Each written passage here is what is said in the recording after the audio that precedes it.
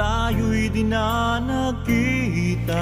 Magandang araw po sa inyong lahat, mga giliw naming tagapakinig. Sa araw pong ito ay matutunghayan po ninyo ang isang kasaysayan na itatampok namin sa linggong ito dito sa ating dulang. Luha! Ano? Hindi ka pa rin ba alis sa establishmentong yan? Abay, hindi ka na talaga tatantanan ng mga inggiterang kapitbahay mo na. Ay, mahirap kasing maghanap ng trabaho, pare. Alam mo, kung gusto mo talaga matahimik ka, mag-resign ka na sa trabaho mo. Ano? Paano naman ako alis sa lugar na yun? Naroon ng trabaho ko. Madali ka na makahanap ng trabaho dahil may pinag-aralan ka. Oo nga, may pinag-aralan ako. Pero hindi naman natapos. Bakit kasi kailangan pa talaga ang diploma eh. Anong ginagawa nitong talyer ko? Ang taong ito, kukunin mo ko dito sa talyer mo? Hindi naman ako mekaniko eh. Magmaneho nga, pag-ewang-gewang pa. Tapos gagawin mo akong mekaniko dito sa talyer mo? Sinabi ko ba na gagawin kitang mekaniko? Alam ko naman nila walang kaalam-alam sa pagkukumpuni ng mga sasakyan eh. Hindi ka talaga marunong. Baka ibangga mo pa yung sasakyan pinapagawa sa akin. Ako pa yung pagbabayarin. Oh, alam mo naman pala eh. Bakit mo ako kukuning trabahador mo? Gagawin kitang kahero dito. Madalas kasi wala ako rito. At huwag kang mag-alala.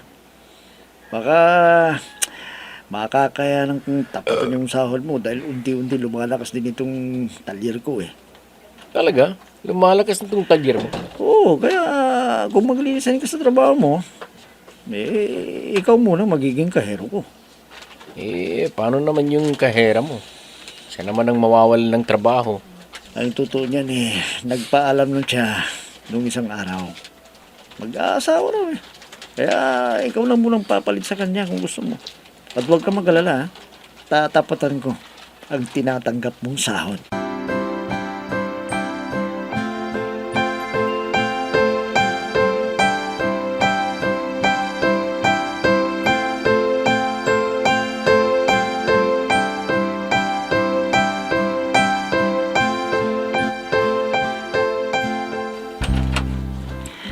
Magandang gabi po, Aling Beatrice. Ay nako, ano ka ba naman, Iha? Huwag mo na akong tawaging Aling Beatrice. Tawagin mo na lamang akong inay. Gustong-gusto ko po na kayong tawaging inay. Inay, kaya lang medyo... Ay, inay na lang ang itawag mo sa akin. Para masanay ka na ngayon pa lang.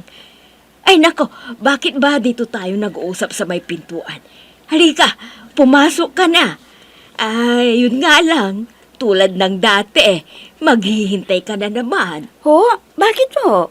Wala pa rin ho ba siya? Nandito na. Nasa kwarto niya. Kaya lang natutulog pa eh. Kararating lang galing ng Maynila. Bumili kasi ng mga spare parts para dun sa mga kinukumpuni niyang sasakyan. Kaya yun, napuyat. Di naman daw kasi makatulog sa loob ng bus. Kaya pinatulog ko muna para naman mabawi niya ang kanyang lakas. Kawaw naman ang mahal ko. Sinabi ko na kasi sa kanya na iutos na lamang niya sa mekaniko niya para hindi na siya masyadong mapagod. Ay nako, matagal ko na ring sinasabi yan sa kanya pero ayaw eh. Gusto niya, siya pa rin para alam niya ang presyo. Wala tayong magagawa. Nagkataong napakasipag ng anak ninyo. Kaya ibigay na lamang natin ang gusto. Total, masaya naman siya sa ginagawa niya. Kaya masaya na rin ako. Napakapalad talaga ng anak ko sa'yo. Bibihira ang mga babaeng handang suportahan ng nobyo. Mahal na mahal ko po ang anak ninyo. Kaya't kung saan siya masaya, ay nasa likuran lamang niya ako para suportahan siya. Inay! Gising na pala siya eh. Anak! Halika! Nandito si Melba. Oh, Melba, huwag ka na munang umuwi sa inyo ha. Dito ka naman ang halian. Anak, dalyan mo dyan. At kanina pa naghihintay sa'yo si Melba.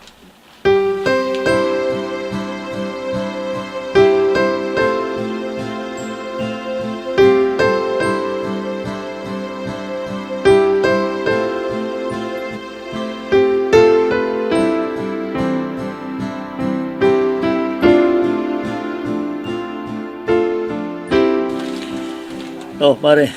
Kumusta ang unang araw mo? O eto, medyo nag-enjoy dahil pinapanood ko ang ginagawa ng mga mekaniko mo. Mabuti yan para mapag-aralan mong pagkukumpuni ng mga sasakyan. Sumasahod ka naman. May libreng training ka pa. Oh, saan ka pa yan? Oo nga eh. Kaya nga nagpapasalamat ako sa iyo pare sa tulong na ibinigay mo sa Oo akin. naman, ano pang silbi ng pagkakaibigan nating dalawa kung pagkakaik pa yan. Inaalalaman ko. Mapalad pala ako sa iyo pare at ikaw ang naging best friend ko. Siya nga pala. Nagkita pala kami ni ex mo kanina. Ha? Saan? Sa palengke. At alam mo kung sino ang tinanong ka agad sa akin. Oo, siyempre. Anong sabi mo? Sinabi ko na okay ka lang na abala sa talyer mo. Anong sabi? Sinabi ba na inobya na ako? Hindi siyempre. Personal mo yun eh. Kaya ikaw ang dapat magsabi sa kanya kung sakali man. Teka, desidido ka na ba sa nobya mong si Melba? Ha, pare? Sa ngayon hindi ko pa masasagot dyan, pare. Panahon lamang sigurong makapagsasabi kung kami nga ni Melba talaga magkakatuluyan. Ano? Ang ibig mong sabihin, hindi ka pa rin sigurado sa nobya mo? Hindi ko alam, pare. Hindi ko pa masyadong binibigyan pansin ng pag-aasawa yan. Hindi mo pa binibigyang pansin ng pag-aasawa, bakit nanigaw ka na? Siyempre lalaki tayo eh. Saka ano na lamang sasabihin mo? Kung sasabihin ng ibang mga kaibigan natin kung sa edad kong ito wala pa akong nobya. Kaya nanligaw nga ako para meron akong masasabing nobya at hindi ako pag-isipang bakla.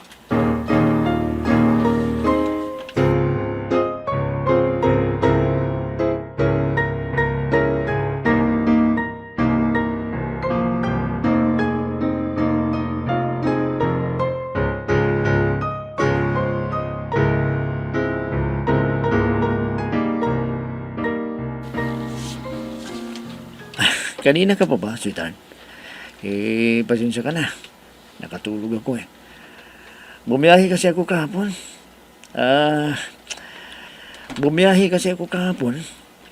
Balikan kaya ito. Puyat at pagod. Naghintay ka na naman tuloy sa akin. Okay lang ako. Ang mahalaga sa akin ay nakapagpahinga ka para hindi ka magkasakit. Teka, may gagawin ka ba sa araw nito? Wala naman. Kung ganoon, punta tayo dyan sa baybayin. Makapagpapahinga ka ron. Dahil tahimik at masarap ang hangin. Pupunta tayo sa baybayan para lamang patulugin mo ako. Oo naman. Para makapagpahinga kang mabuti. Mag-i-enjoy ka pa sa malamig na samyon ng hangin. Ikaw, paano ka kung natutulog ako? Di mapapaninsan ka ng laway. Okay lang ako. Ang importante sa akin ay makapagpahinga kang mabuti.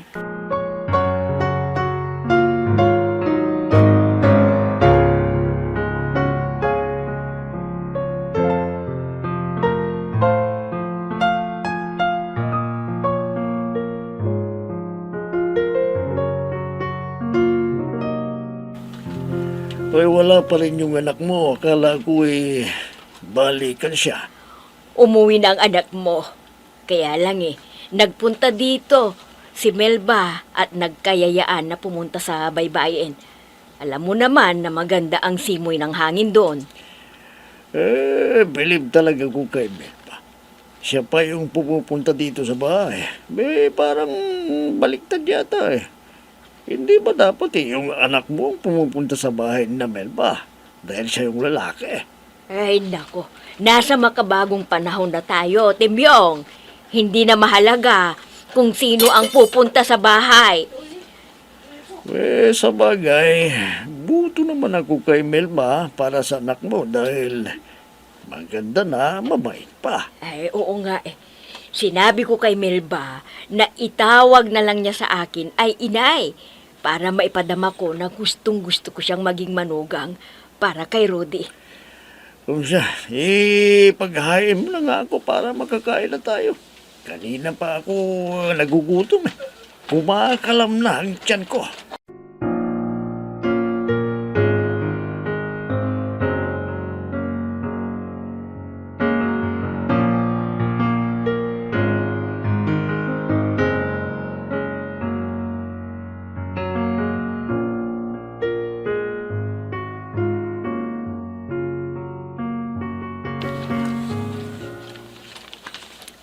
Oh, hindi ba? Ang sarap sa pakiramdam, ang tahimik na kapaligiran, at ang makalanghap ng sariwang hangin, madali kang makakatulog dito. Oo nga eh. Talagang fresh na fresh yung hangin dito. Pati utak mo, parang presko. Kaya lang, kapag ganitong kasama ka, hindi ako makatulog. Ano? Hindi ba't nagpunta tayo dito para makapagpahinga ka? Alam mo, kailangan talaga ng katawan ang pahinga. Huwag laging trabaho. Ang makina nga napapagod. Katawan pa kaya? Sabagay, tama ka dyan. Ano kaya kung isara mo yung talyer mo tuwing Sabado? Ano? Isasara ko ang talyer tuwing Sabado?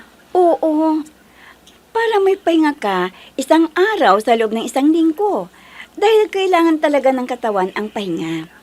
Pagpalain ka pa ng pong may kapal dahil sumusunod ka sa gusto niya. Paano naman nasanggot ang usapan dyan sa pugmay kapal, Haber? Kasi siya ang nag-utos na magpahinga tayo ng isang araw sa loob ng isang linggo. At yon ay sa araw ng Sabado. Nag-iisa ka lang.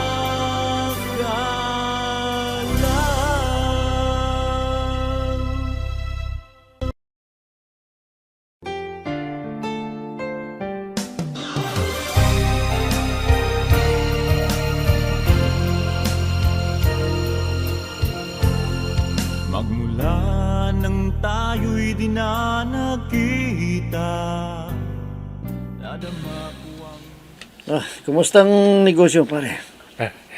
Magandang pasok ng pera mo, pare. Nakadami tayo kahapon. Buti kung ganun. Kaya pala, may imumungkahi ako. Na ano? Sabi ng nobyo ko kasi, magsara tayo ng isang araw sa buong isang linggo. Abay, magandang mungkayan, pare. Makakapagpahinga tayo, pare-pareho. Kaya lang naisip ko, sayang naman yung isang araw. Yung kikitain kung magsasara tayo, hindi ba? Walang masasayang, pare. Kasi mas malaki ang mawawala sa'yo kung katawan natin ang bibigay.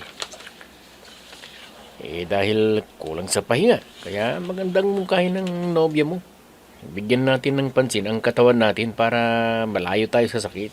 Sa bagay, tama nga kayong dalawa. Kailangan ng katawan natin ng pahinga. Yan din ang iniisip ko. Siya nga pala, pare. May nobya ka na ba?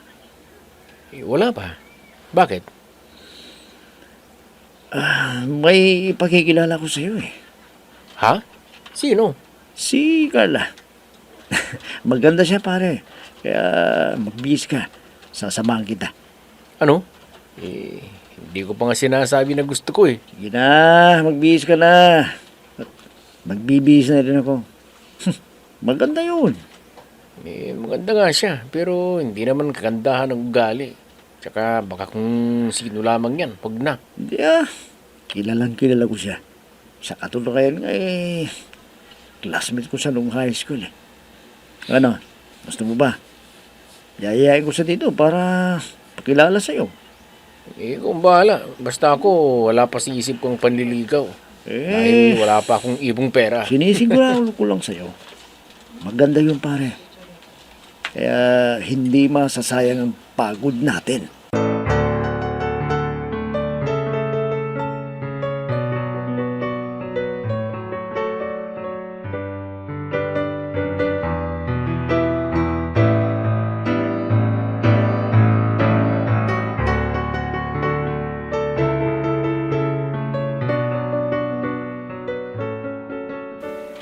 O anak, ang aga mo yatang nagsara ng talyer ngayon. Siya nga pala, may niluto akong turon dyan eh. Dadalhin ko sana dun sa talyer eh. Naririto ka na rin pala. O di, kainin mo na. Kainin nyo na po yan, inay. Ibigay nyo lang kay inay dahil aalis po ako ulit eh. Ano? Magbibis lamang po ako at aalis ulit. Teka muna. Hindi ba nga tayo nagkakausap eh? Teka, kumusta na ba yung talyer mo? Okay lang naman, ulay. Siya nga ho pala. Sa Makalawa, lulusan man ako ng Maynila. Na naman? Luluwas ka na naman? Lagi mo na lamang iniiwan ang talyer mo. Hindi ka ba natatakot na mangupit yung mga mekaniko mo? Andun po si Fred eh. Kinuha ko siyang kahero. Si Fred, yung best friend mo? Oo. Kilala niyo naman ko siya, di ba? Dahil high school pa lamang kami, mag-best friend na kami noon. Oo. Si Fred nga pala. O sige, papuntahin mo siya dito para naman magkakwentuhan kami. Sige po, babalik muna ako sa talyan para mapagmirinda kong mga mekaniko ko. O sige anak, mahalin mo at asikasuhin mo ang mga trabahador mo para mamahalin din nila ang negosyo mo.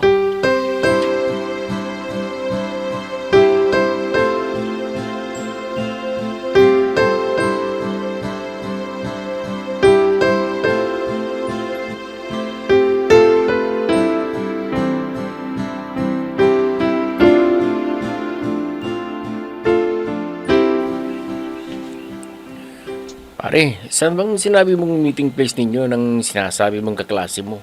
Sa bahay nila, pare. Pero pare, parang hindi pa ako handa eh. Wala pa sa plano kong panliligaw na yan. Okay lang. Hindi naman ibig sabihin na kung pinakilala ko na sa sayo iligawan mo lang kaagad. Oo nga. Pero hindi ba't nagsasayang lamang tayo ng oras? Wala pa kasi akong budget para manligaw. Tsaka hindi ko alam kung anong sasabihin ko. Dahil nga, wala pa talaga sa plano ko ang makipagrelasyon. Okay, ganito na lang. Relax ka lang ha. Papakilala naman kita sa kanya eh. At kung talagang hindi mo alam ang sasabihin mo, tudaris ko naman ako eh. Ha? Anong ibig mong sabihin? Ako na lamang ang makikipag-usap sa kanya at manliligaw sa kanya. Ano?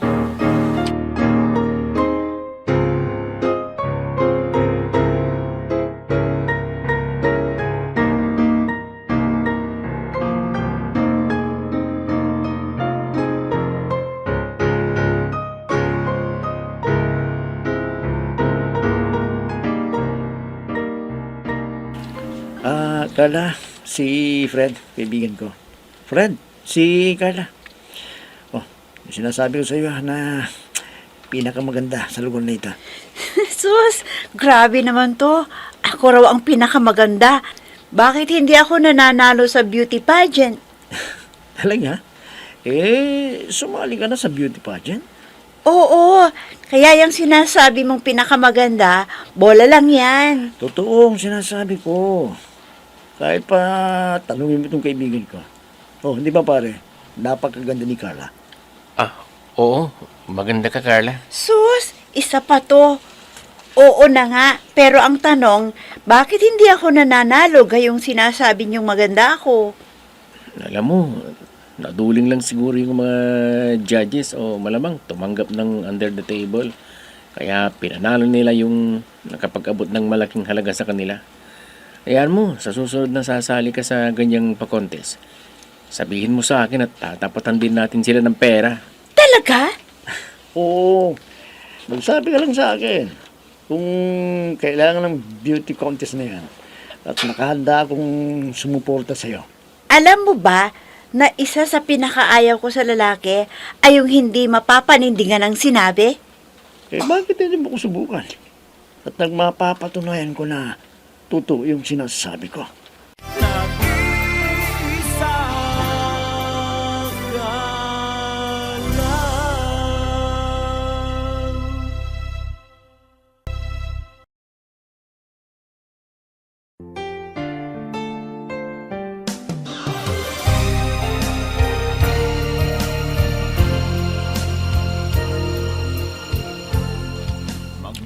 Tatalikuran kaya ni Rudy, si Melba, mga giliw naming tagapakinig.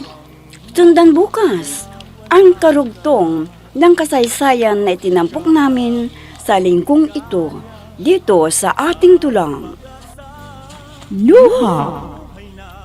Mga nagbibigay buhay sa ating dula ay sina Mayra Abrehal Narnola, Susan Madikdeng, Robert De Guzman, Jun Cabato, Emma Dalope, Andrea Solar, Ami Diaz, Jonathan Bravo, at si Oscar Ora. Technical Supervision at Musika, Oscar Ora. Nilapatan ng tunog ni Robert De Guzman, Willie Francisco. Sa panulat at direksyon, Eva Alcoriza. Inihahandog sa inyo ng F3 Recording Studio para sa Pambansang Radyo ng Pilipinas, Bombo Radio, Philippines.